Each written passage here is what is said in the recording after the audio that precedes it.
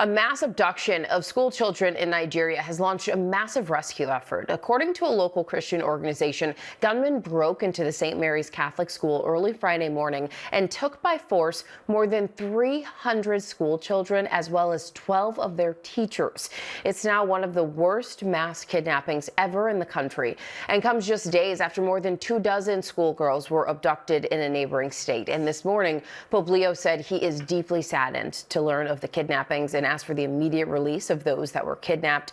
Joining me now for more on this is the Executive Director for Amnesty International Nigeria, is Issa Sanusi. Thank you so much for being with us.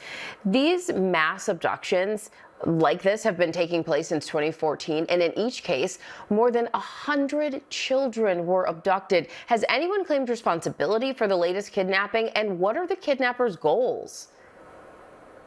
Well, up to now, nobody has claimed responsibility, and I have to tell you that we just received confirmation that 53 out of the 300 children were able to escape between Friday and yesterday. Wow. And no group has taken responsibility, and the children have already been united with their families. But up to now, there are at least 250 or over 250 still in captivity, including 12 teachers from that school. So no group has taken responsibility, but the abduction has the hallmark, all the patterns of the past such incidents that happen in other parts of Nigeria. The idea that more than 300 children and adults being kidnapped, it is hard to wrap your mind around. Give us a sense of how big of an issue this is in Nigeria. Well, this has been an issue for so long, and as far back as 2014, it started with when Boko Haram started it.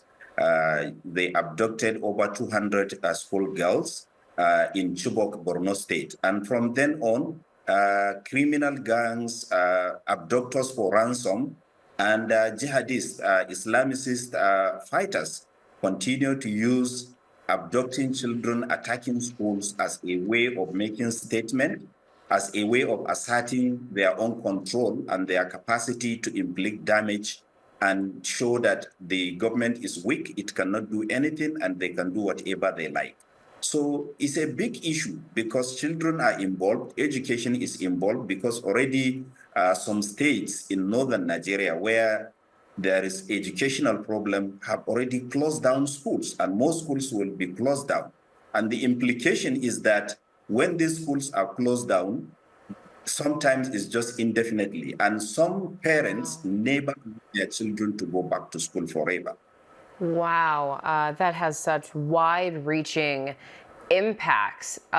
What is your organization doing to try to help get the children and teachers safely returned? Well, we have been advocating for safer schools for so many years. In fact, after the abduction of Chibok school girls in 2014, Amnesty International has been telling the Nigerian government to do the right thing. And the right thing is to ensure accountability, because lack of accountability is one of the reasons why we repeatedly have these abductions. No one is being held to account. People don't know whether there were arrests or anything whatsoever. And therefore, this is fueling the impunity and emboldening the gunmen and other criminals that are taking advantage of the weakness of the state to perpetrate these actions. And there was a time something called Safer Schools program was introduced by Nigerian government. Unfortunately, based on our findings, that program has never been effective, and it is almost as good as non-existent. And so that's one thing I was going to ask you. What can the government do? What can Nigerian officials do? Are they able to put additional security measures in place in these vulnerable areas to help prevent these kidnappings? Well, you know, Nigeria already has multiple security challenges. It will be very impossible for the government to put security in each of these schools in these vulnerable. These are very remote places. Sometimes there are even no good roads to reach that place. Therefore, it will be impossible for the Nigerian authorities to put security in those places. And Nigeria has multiple of security challenges, and the military and other security agencies are already overstretched. Therefore, the only thing they will do to stop these abductions, these threats to education, these threats to childhood, is to make sure that the country is safe, is secure, to fight these criminals and these gangs and these militants to a standstill and make the whole country safer and make all Nigerians be able to live safely without the fear of being killed or fear of being abducted. And we are certainly thinking about all of those more than 200 families of the children and staff, hoping that they are returned home. Executive Director for Amnesty International Nigeria, Sanusi, thank you so much for being with us this morning.